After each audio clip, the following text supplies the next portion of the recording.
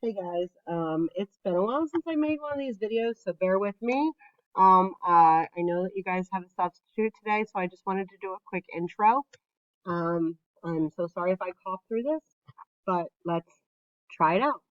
So today we are going to fully move into taking a dividend and dividing it by a two-digit divisor.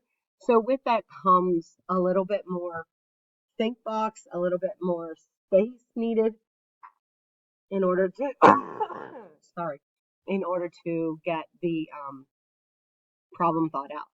So on your desk workspace, you're going to need a little bit more. So I just have a little just a little picture here. You're going to need your whiteboard and you're going to need some lined paper. So the reason for both things is that on one of them is where the actual math problem is going to be. That's where I want to see all of your actual division work, the actual problem, what you're using, how you're subtracting, all of that final answer. The other thing, the lined paper, that's going to be for your think box, where you're doing out some more challenging, higher level thinking about your divisor. So if your divisor were 22 or 46, you're over there thinking about what are the multiples of 22, what are the multiples of 46. Now, I'm not saying you have to do your division problem on the whiteboard and you have to do your think box on the line paper. You could go either direction. You could have your actual division problem on the line paper and use the whiteboard for the think box. That's completely up to you, but I am expecting you to use both things today. I want one nice clean area for the work of the actual division problem and another one that has all of your other math as you're thinking and trying to figure out multiples and groups of things. Okay. So I'm going to do the first problem with you, and then the other two, you guys can work together with your substitute in order to work through and get those solved for our lesson today. So our first problem is, suppose you need 260 yards of string to fly kites at a festival. String comes in balls of 75 yards. How many balls of string do you need to buy? So thinking about this as a word problem, we first want to start thinking about, okay, well, when I get an answer, what kind of an answer, what do I have to do with it? Am I going to round it? Am I going to drop it? Or am I going to use that remainder to come up with this? So let's think about real life here. Okay. I go to the store, I can buy like string in these balls and 75 yards. I need a grand total of 260 yards for the requirements at the festival. So we see yards is our label for the dividend that we're going to divide. And we talked about last week when it's measurement, we usually use it. So I'm going to circle that for right now. Give me a second here. Okay, we usually say, oh, we're going to use it. At the end, we're going to think about that. Does it make sense to turn our remainder into a fraction? Okay, so thinking real life, can I go into the store and buy the answer as a fraction?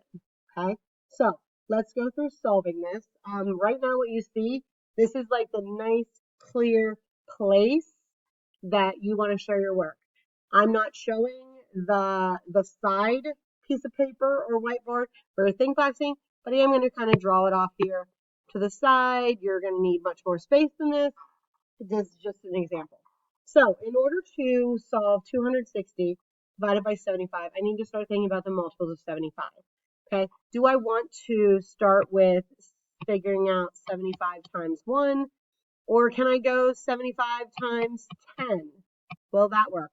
Well, thinking about this, well, 75 times 10 is 750, and whoop, that's too big already, so I'm going to cancel that out right away. I'm not going into my 10s, 20s, 30s. So I'm going to think about 75 times 1, okay? Well, that's an easy one. That's 75. But 75 times 2, that might not be as easy for me to think about. So I have a couple options, and I'm going to need a little bit more workroom here. So, because that little box isn't going to do it for me, you have two options. You can, in your think box, on your paper where you're doing all of your think boxing, you're figuring out your multiples, somewhere you can do one of two things. You can, just for right now, I'm going to use this space, you can do 75 times 2. And if you're comfortable with standard algorithm doing this, 5 times 2 is 10. 2 times 7 is 14 plus 1, so that's 150. Okay. Now, if you're not comfortable with standard algorithm multiplication, another option could be, I'm going to erase that, give myself a little room. Another option could be that you could go the repeated addition route, and you could do 75 plus 75. Okay, so that's 10, regroup the 1, that's 150. So same answer, okay? So 150, we're getting closer to 260, but not quite there. So now we're going to do times 3. So once again, I could do 75 times 3, figure that out. Or if I'm going the adding route, I could be like, okay, this was 175. This was whoops. Ooh, hello. I didn't mean to do it there. Okay, this was 175. This is the answer when there are, I told you guys it's been a while since I've done one of these videos. Okay, is the answer, and then I can just keep going. Hey, let's add 75 again. 5, 7 plus 5 is 12. Oh, I'm at 225, and that's my answer for 3 of them. So I'm thinking I'm getting pretty close to 260.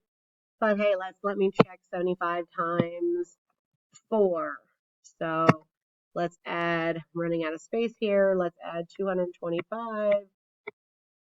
Sorry guys if this is a mess. You know I want you to be a bit more organized than this, but I just don't have enough room on the screen. 5 plus 5 is 10.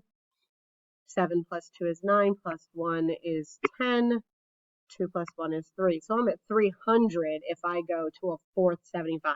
So woohoo, too big. So we're going to go backwards. I'm going to get rid of all of this to get it out of the way since I didn't have my 2 separate things. This is kind of a point of why you need that separate whiteboard and line paper when we get into these bigger divisors. So we're going to use, we are going to use 75 times 3, which is 225. And we're going to subtract. I can, if I have nothing, 0, I cannot subtract 5. So I'm going to reduce. This regroup. This becomes 5. This becomes 10. 10 minus 5 is 5. 5 minus 2 is 3. 2 minus 2 is nothing. So then I have 35. Can't make any more groups of 75. So right now, my answer is 3, remainder 35. So I took 260 yards, broke it down into groups of 75, and I have 3 groups of 75, which means 3 balls of string, but then I have 35 yards left over. So can I turn that into a fraction? Can I say I need 3 and 35 75th balls of string? Can I walk into Hobby Lobby, Michael's, wherever, craft store, Walmart, and say, hey, I need 3 and 35 75th balls of string? No, they would look at you like you're crazy. So how many balls of string do you actually need? In this case, we can't use that as a fraction. We actually need to take our answer and round it up, because in this case, that remainder is important enough that it needs to be included. So our final answer here is going to be not 3, not 3 and 35 75ths, but we need 4 balls of string. Now, that means we're going to have too much, but that's okay. We have everything that we need for the festival. Okay, guys, there's 2 more problems. I'm going to let you work those out with a substitute. Think about what your final answer is. Help each other out. I know you got this. I have faith in you. Good luck.